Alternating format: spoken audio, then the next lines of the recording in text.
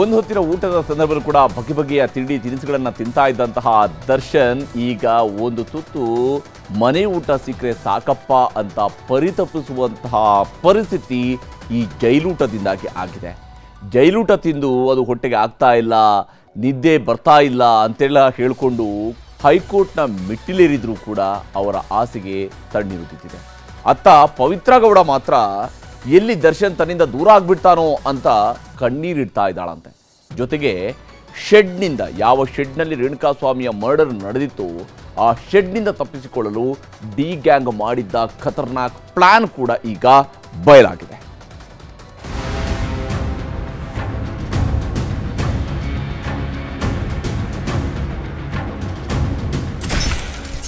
ಮನೆಯೂಟ ಸಿಗ್ತಾ ಇಲ್ಲ, ನರಕ ದರ್ಶನ ತಪ್ತಿಲ್ಲ. ಹಾಸಿಗೆ ಬಟ್ಟೆಗೆ ಕಾಯ್ಬೇಕು ಇನ್ನೊಂದು ವಾರ. ಟೈಮ್ ಕೆಟ್ರೆ ಕೋಟಿ ಇದ್ರೂ ಒಂದೊತ್ತಿನ ಊಟ ಸಿಗಲ್ಲ ಅಂತಾರಲ್ಲ, ಇದಕ್ಕೆ ನೋಡಿ ದರ್ಶನ್ ಪರಿಸ್ಥಿತಿಯೂ ಕೂಡ ಇವತ್ತು ಸೇಮ್ ಟು ಸೇಮ್ ಹೀಗೆ ಆಗಿದೆ. ಕೋಟಿ ಕೋಟಿ ಕಾಸಿದೆ, ಅಂಬಾರಿಯನ್ನೇ ಮೀರಿಸುವಂತ ಕಾರ್ಗಳಿದ್ದಾವೆ, ಆದ್ರೆ ಏನ್ ಬಂತು ಪ್ರಯೋಜನ? ಒಂದೇ ಒಂದೊತ್ತು ಮನೆಯೂಟ ಸಿಗ್ತಾ ಇಲ್ಲ. ಕೋಟಿ ಕೋಟಿ ಇರುವಂತ ದರ್ಶನ್ ನನಗೆ ಮನೆಯೂಟ ಕೊಡಿ ಅಂತ ಪರಿಯಾಗಿ ಬೇಡ್ತಿದ್ದಾರೆ. ಆದ್ರೆ ದರ್ಶನ್ ಕೋರಿಕೆ ಸದ್ಯಕ್ಕೆ ಈಡೇರುವಂತೆ ಕಾಣ್ತಾ ಇಲ್ಲ. ಮನೆಯೂಟ, ಬಟ್ಟೆ, ಹಾಸಿಗೆ ಕೊಡುವಂತೆ ನಿನ್ನೆಯಷ್ಟೇ ಅರ್ಜಿಯನ್ನ ಸಲ್ಲಿಸಿದ್ರು. ಇದರ ವಿಚಾರಣೆ ನಡೆಸಿದಂತ ಕೋರ್ಟ್ ಜುಲೈ 18ಕ್ಕೆ ವಿಚಾರಣೆಯನ್ನ ಮುಂದೂಡಿದೆ.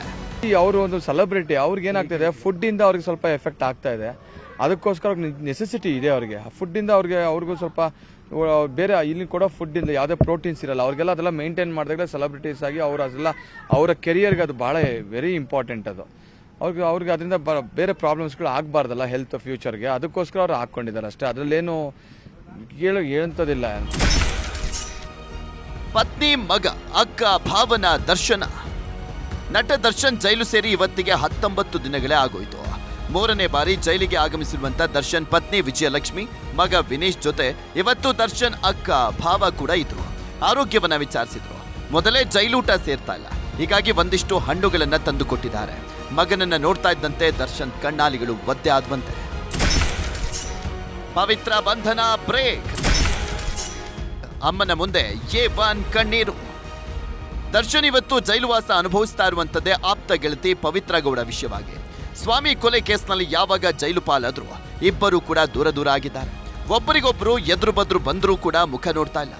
ದರ್ಶನ್ ನನ್ನಿಂದ ಅಂತರ ಕಾಯ್ದುಕೊಳ್ತಿದ್ದಾರೆ ಅನ್ನುವಂಥದ್ದು ಅಲ್ಲಲ್ಲಿ ಸುದ್ದಿಯಾಗಿತ್ತು. ಇದೇ ವಿಚಾರವಾಗಿ ಪವಿತ್ರ ಗೌಡ ತಮ್ಮ ತಾಯಿ ಮುಂದೆ ಕಣ್ಣೀರನ್ನ ಸುರಿಸಿದ್ದಾರಂತೆ. ಇವತ್ತು ತಮ್ಮನ್ನ ನೋಡೋಕೆ ಬಂದಿದ್ದಂತ ತಾಯಿ ಮತ್ತು ತಮ್ಮನ ಮುಂದೆ ಕಣ್ಣೀರಾದ್ರಂತೆ ಪವಿತ್ರ.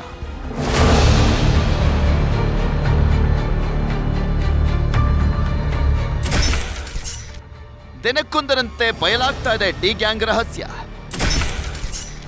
ಪಾಸ್ವರ್ಡ್ ಚೇಂಜ್, ಕಾಕಿ 8 GB ಕೆಡ್ಡ. ಇದೆಲ್ಲದರ ಮಧ್ಯೆ ಸ್ವಾಮಿ ಸಾವಿನ ರಹಸ್ಯ ದಿನಕ್ಕೊಂದರಂತೆ ತೆರೆದುಕೊಳ್ತಾ ಇದೆ.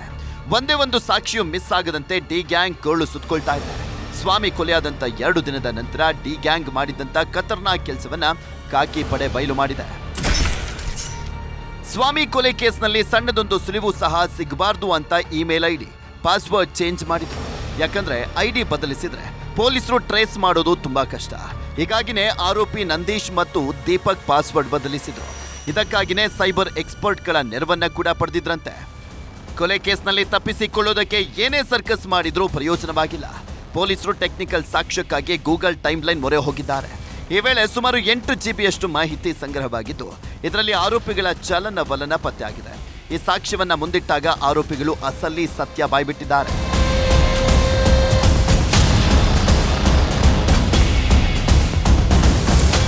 ಡಿ ಗ್ಯಾಂಗ್ನ ಕರಾಳ ಸತ್ಯ ಬಯಲು ಮಾಡ್ತಿರುವಂತ ಕಾಕಿ ಪಡೆ ಪೋಸ್ಟ್ ಮಾರ್ಟಮ್ನ ವಿಡಿಯೋ ಸಾಕ್ಷ್ಯ ರೆಡಿ ಮಾಡಿದೆ.